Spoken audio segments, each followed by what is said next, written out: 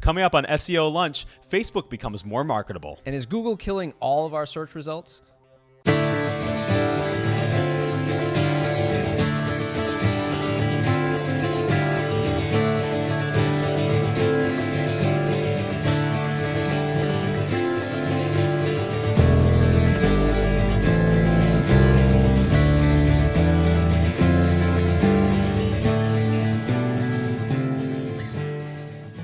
Hey everyone, welcome to another episode of SEO Lunch. I'm your host, Matt. And I'm Dan. Dan, we're almost at 1,200 subscribers That's at the cool. time that we're recording this. It's 1,000 degrees outside. Yes.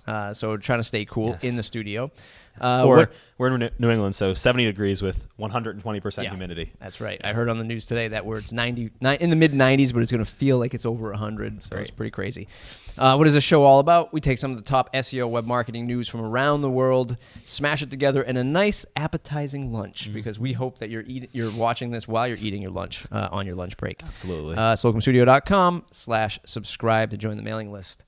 Start with the first article of the week. Yep, so it's 5 data insights into the headlines readers click. It's our concept of the week, which is creating a good headline for your blog post. And this comes from Nathan Safran on Moz. Jessica Lee on Search Engine Watch talks about Facebook restrictions, some ad placements to protect the brand reputation. So that's going to be interesting. And then a very misleading article title, What the 4th of July Can Teach You About Web Marketing. This comes from us from Referral Sasquatch. Yeah, I read this and I was like, wait a minute, something just didn't align here. Something else that's to the left field, how to sucker punch Google in the gonads with fake branding. Then we're going to talk about the death of organic search. This comes from Aaron Harris on Tutor Spree. It talks about, does organic search matter or not anymore? Love this article. And last but not least, resource of the week, 50 tools to jumpstart your content marketing efforts. Great little resource you found here. From Chris Metrics. We haven't talked about them enough, I don't think, right. yet on this show. They are really popular. So let's jump into it. 5 data insights into the headlines readers click. Again, it's just a concept of the week of making good headlines. And what's cool about this article, it is our weekly Moz article, so that's always exciting. 2 for 1. This is a 2 for 1. Yes, yeah. So the cool thing about this one is that it actually did studies to show sort of what headlines people are looking for, headlines readers are looking for when they're clicking around Google. So a couple of takeaways from it. One, numbering is a really good idea. So articles with numbers tend to get clicked on more than others. So instead of saying, we talk about pizza sauce all the time, we're a pizza company, right? Instead of having, like best pizza sauce, on the market, the top 5 best pizza sauces on the market, for example. Yeah. I think as we're always constantly talking about content marketing being such a traffic driver for your website and your brand, we have to be careful and walk that fine balance of creating good content and not just the 97 great sauces that people just don't care about anymore. Yes. It has been overused, but it still is one of those high-ranking headlines. And we'll talk about marrying that great content piece with the headline a little bit later in this episode. There's another article that touches on it. But also what I want to say for the small business and the person who's just starting out there, and this article has a few metrics: 2 million blog posts, 294 billion emails, 864,000 hours worth of video created every single day, not to mention 400 million tweets that go out. So there is a ton of stuff trying to vie for your attention, and if your better the headline you put out, the more possibility you are going to get seen. Absolutely. Facebook restricts some ad placement to protect brand reputation. So I found this very interesting. It seemed to me that when the IPO initially happened for Facebook, it became almost more social friendly and less business friendly, which is ironic and very difficult for the company. Yep. There are ads everywhere, and their solution just seemed to be spamming people. And because of that, nobody wanted to click on links anymore or do anything. They just wanted to look at photos and talk to their friends, right? So there was like that kickback.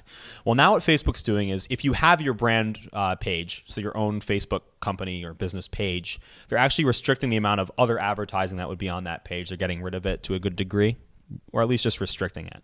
So if you are trying to build your brand on Facebook, this is kind of good news for you as a small business. There's going to be less noise on your website or on your page and more of yourself.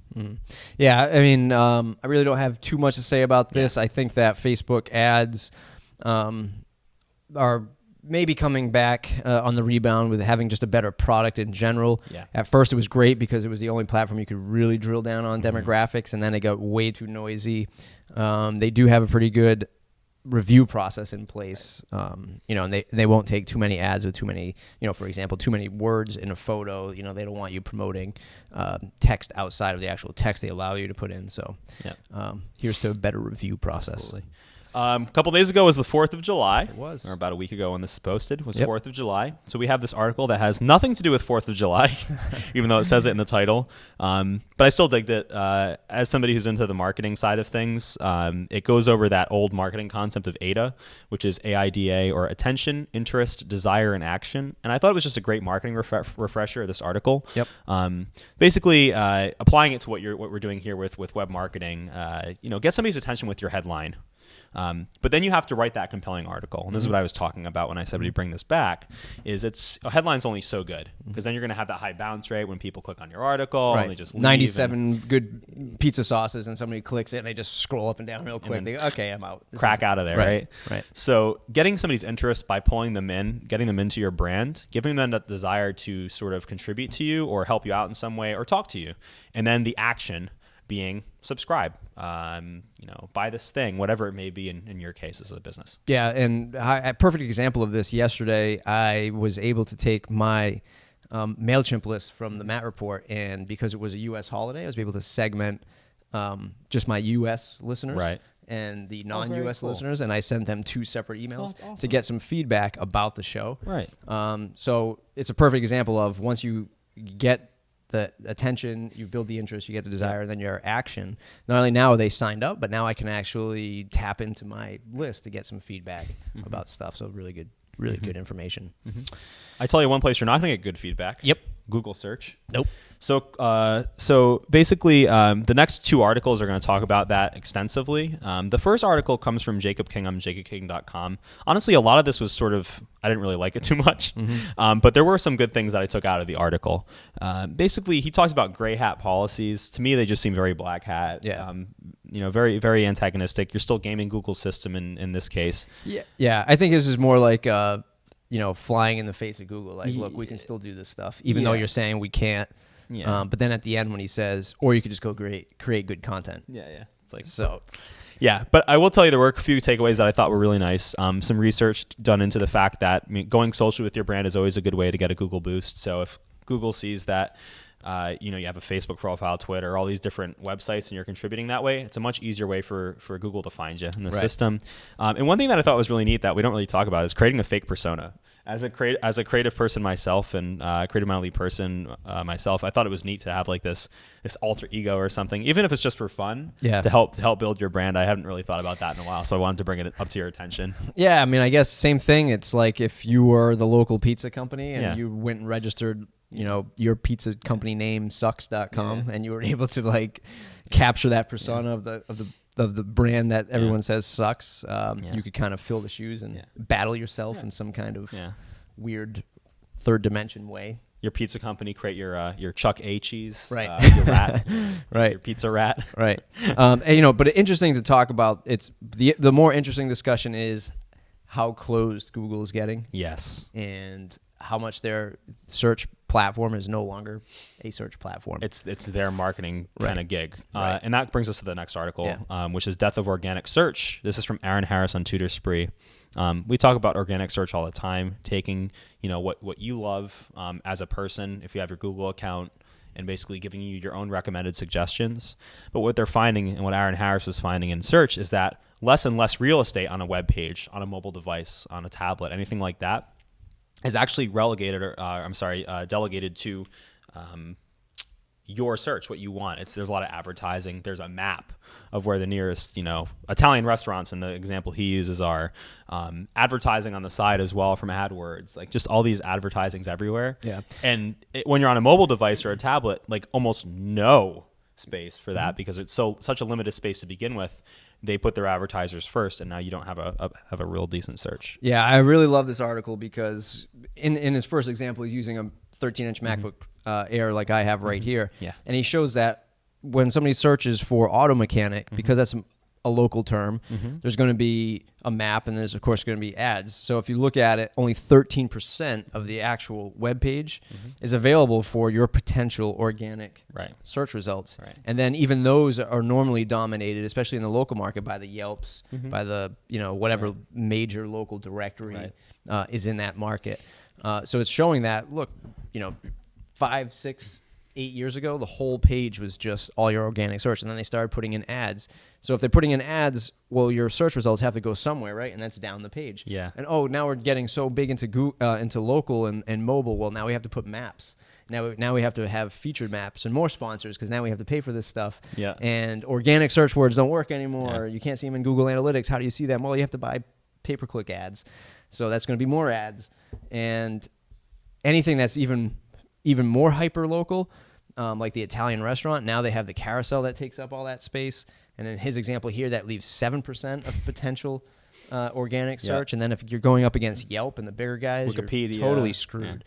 Yeah. So it's going to be interesting to see where Google goes. They're either just going to kill off organic search altogether, or they're going to do something really creative with search results. Yeah. And I don't know what they're going to do. Yeah. It's so tough to figure out where they're going to go with that. They're going to just make it more social, I guess, or at least we hope. Well, I hope, and that's ultimately, I guess, the moral of the story is that you should be kind of reaching out beyond Google, and although we talk about it all the time, and kind of talking to people. Yeah, and if you think about in like the maturity of this platform, like you can't game Facebook, right? You can't game Twitter, right? And if you look at Google, Facebook, and Twitter or LinkedIn as well as these platforms, and Google as a platform, you couldn't do any of that stuff on any of the other platforms. Only on Google. Only on Google. So now Google is probably saying like, well, guess what? You can't do it anymore, right? I mean, you had the luxury of Google's luxury of going out and crawling your different identities and bringing them into their search results, whereas no other platform does that. They don't go out and grab your stuff. You have to put your stuff in there. Yeah. I don't know. I could go on forever about that. I know. Why don't you guys go on forever in the comment section below? Yeah, please. We'd love to talk. Yeah. So that being said, let's go to our resource of the week, which is 50 tools to jumpstart your content marketing efforts. Again, this is from Brian Honigman on Kissmetrics. And what this basically is a good list of tools to broaden your audience, create new content, generate ideas, and organize your stuff. Right. Organize posts from Twitter, Facebook, whatever it may be. And there's a list of these guys. There's 50 of them. Pretty self-explanatory. Not a lot going on here other than, here's a list of stuff that you can use to help you organize your content creation. I mean, most of the stuff that on this list we already use here: Trello, Evernote, Google Calendar, Google Docs, everything else. Wunderlist. I use that, religiously. It's definitely one of my favorite tools. So just good list, good resource of the week. Absolutely. Let us know what you thought this week. Did you like this stuff? Did you like these articles? Talk to us in the comments. Dan and I are always available. We want to hit over... Wait, what do we want to hit now? 10,000. 10,000. Yeah. Jesus. Who thought that up? We want to hit 10,000 subscribers on YouTube. Go ahead and hit subscribe if you like us. Share it with your friends. We do some WordPress stuff, slocumstudio.com. Check us out. Thanks. Thanks, guys.